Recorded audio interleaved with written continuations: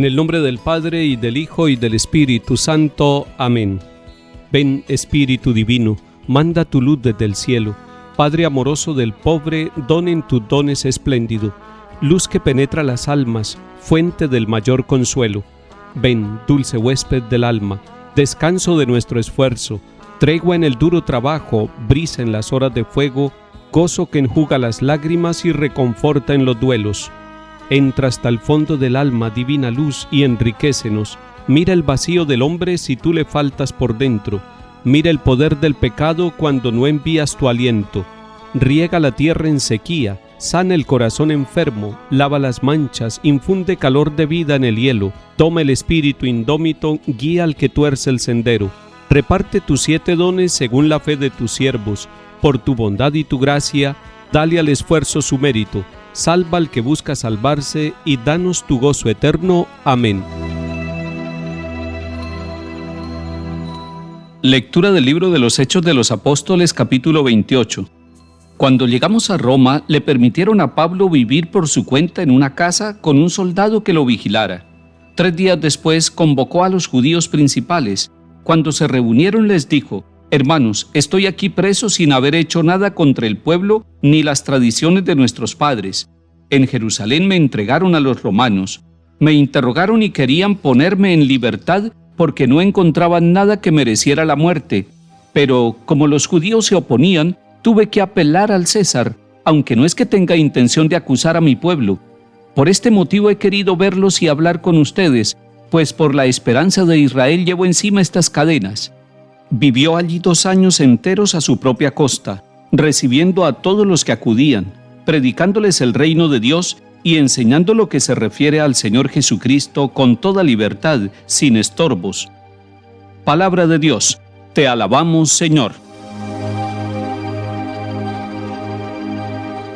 Durante el tiempo de Pascua hemos leído con alegría, con mucha fe, el libro de los Hechos de los Apóstoles. Hemos seguido a Pablo. Ahora Pablo ha sido enviado a Roma. Ha llegado hasta allí porque apeló al César. Estaba casi condenado a muerte y él, previendo la situación, pidió que fuera juzgado en Roma y por eso es trasladado desde Jerusalén hasta Roma. Si leemos ese capítulo 28 de los Hechos de los Apóstoles, nos encontramos que los judíos habitantes en Roma no conocían mucho de Pablo, no conocían de su misión, de su predicación, de su encuentro con Jesucristo el Señor, que había transformado su vida y que había pasado de perseguir la iglesia a ser uno de sus apóstoles, a ser uno de sus predicadores. Nos cuenta Lucas en este capítulo 28 que no conocían mucho de Pablo. Él aprovecha para darse a conocer, pero además, lo que él quiere es que conozcan a Jesucristo. Está preso, pero está cumpliendo la misión. Está hablando primero con los judíos, los de su raza. Está hablándoles de Jesucristo, está hablándoles del reino de Dios, está refiriéndoles todas las maravillas que Dios realiza en aquellas personas que abren el corazón al Evangelio, a la buena noticia de salvación. Pero allí entre los judíos hay quienes lo aceptan, algunos pocos, y otros lo rechazan y no quieren escuchar su predicación. Esto sucede en todas partes y esto sigue sucediendo. Hay algunos que reciben la buena noticia y otros que cierran la puerta y la trancan por dentro para que no entre el Evangelio. Pablo, en los 2 años que vivió allí antes de su muerte, él va preparando también la apertura de la iglesia para que se convierta en católica, la apertura de la iglesia para que se convierta en iglesia universal, en familia de todos, porque al ver el rechazo de aquellos de su propia raza, los judíos, empieza también a predicar a los romanos, es decir, a los paganos habitantes en Italia y en Roma. A ellos también los va evangelizando y de esta manera Pablo va sembrando la semilla del evangelio allí. Recordemos también, y lo sabemos por otros textos bíblicos y por la historia de la iglesia, que Pedro también concluye su misión, su tarea en Roma. Pedro y Pablo han muerto allí. Pedro y Pablo, los 2 fundamentos de la iglesia, han llegado hasta la ciudad de Roma. Y desde Roma se fundamenta aquella visión apostólica y católica. Apostólica porque la iglesia se fundamenta en la vida de los apóstoles, y católica porque se abre a la universalidad. Y desde allí empieza una historia de salvación. No quiere decir que la historia de la iglesia sea una historia perfecta. es una historia humana, es una historia con pecados, y esa es nuestra iglesia, una realidad humana llena de fragilidades, pero no olvidemos que en medio de las fragilidades humanas, el Espíritu Santo, como lo hemos visto en los Hechos de los Apóstoles, va guiando el actuar de la iglesia. Y así como el Espíritu Santo guió a Pablo y a Pedro y a todos los apóstoles y a la primera generación de cristianos, sigue guiando a los cristianos católicos de todo el mundo, sigue anunciándoles el Espíritu Santo la verdad para que cada uno encuentre el camino de salvación.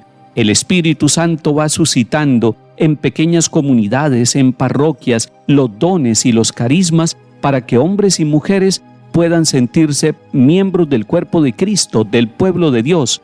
Es el Espíritu Santo el que sigue conduciendo la misión de la iglesia. Es el Espíritu Santo el que sigue guiando al sucesor de Pedro, el Papa Francisco, y es el Espíritu Santo el que a través de los sacramentos sigue alimentando y santificando la vida de las familias y de todos aquellos que, siguiendo el camino que inició Pablo con su predicación, recibimos el Evangelio con un corazón humilde, agradecido y alegre, y somos capaces de comunicarlo a los demás con nuestra vida. Hoy la tarea es nuestra y con nosotros está el Espíritu Santo.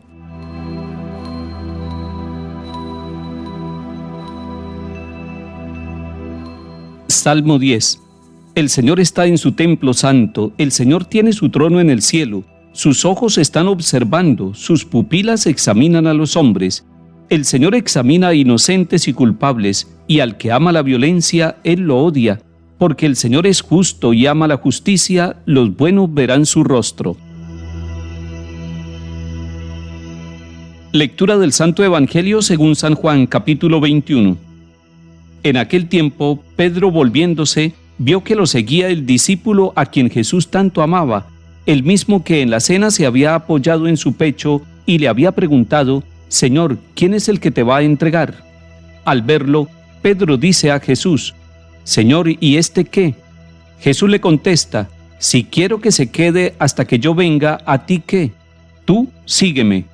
Entonces se empezó a correr entre los hermanos el rumor de que ese discípulo no moriría. Pero no le dijo Jesús que no moriría, sino: si quiero que se quede hasta que yo venga, ¿a ti qué? Este es el discípulo que da testimonio de todo esto y lo ha escrito, y nosotros sabemos que su testimonio es verdadero. Muchas otras cosas hizo Jesús. Si se escribieran una por una, pienso que los libros no cabrían ni en todo el mundo. Palabra del Señor. Gloria a ti, Señor Jesús. Acabamos de escuchar los últimos 5 versículos del Evangelio de San Juan. Es decir, nos encontramos en el capítulo 21, con los versículos 20 y 25. Y pudiéramos decir que este capítulo final del Evangelio de San Juan es un capítulo de seguimiento y de testimonio. Seguimiento y testimonio que tiene que ver con nosotros al terminar este tiempo de Pascua, hoy cuando nos disponemos para celebrar la gran vigilia de Pentecostés y para celebrar la presencia del Espíritu Santo en nuestra vida. El Espíritu Santo nos acompaña en el seguimiento. El Espíritu Santo nos da la fuerza, la alegría para el testimonio. Seguimiento. Pedro ha seguido a Jesús. Ha escuchado que el Señor, después de preguntarle 3 veces: Pedro, ¿me amas?, Él le ha respondido: Señor, tú sabes que te quiero. Y Jesús resume este interrogatorio con una invitación: sígueme. Pedro está siguiendo a Jesús, pero se da cuenta que el discípulo que tanto amaba también sigue a Jesús. Nosotros, usted y yo, estamos siguiendo al Señor Jesús y nos damos cuenta que otras personas también han encontrado el camino del Señor.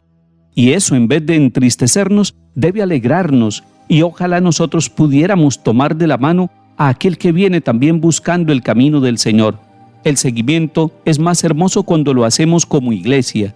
El seguimiento de Jesús es más hermoso cuando lo hacemos en pequeñas comunidades, ya sea en los movimientos apostólicos o en las comunidades de nueva evangelización.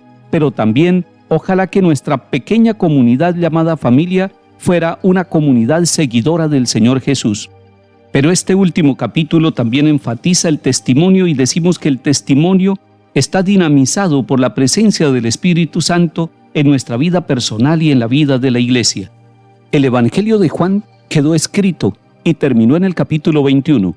El libro de nuestro Evangelio personal y comunitario, el Evangelio de hombres y mujeres que seguimos al Señor, se sigue escribiendo con la fuerza del Espíritu Santo que nos da la alegría, la sabiduría y la fortaleza para seguir al Señor. Que el Espíritu Santo llene con todos sus dones la vida de nuestras familias y de nuestra iglesia. Que el Señor nos bendiga y acompañe en el nombre del Padre, y del Hijo, y del Espíritu Santo. Amén.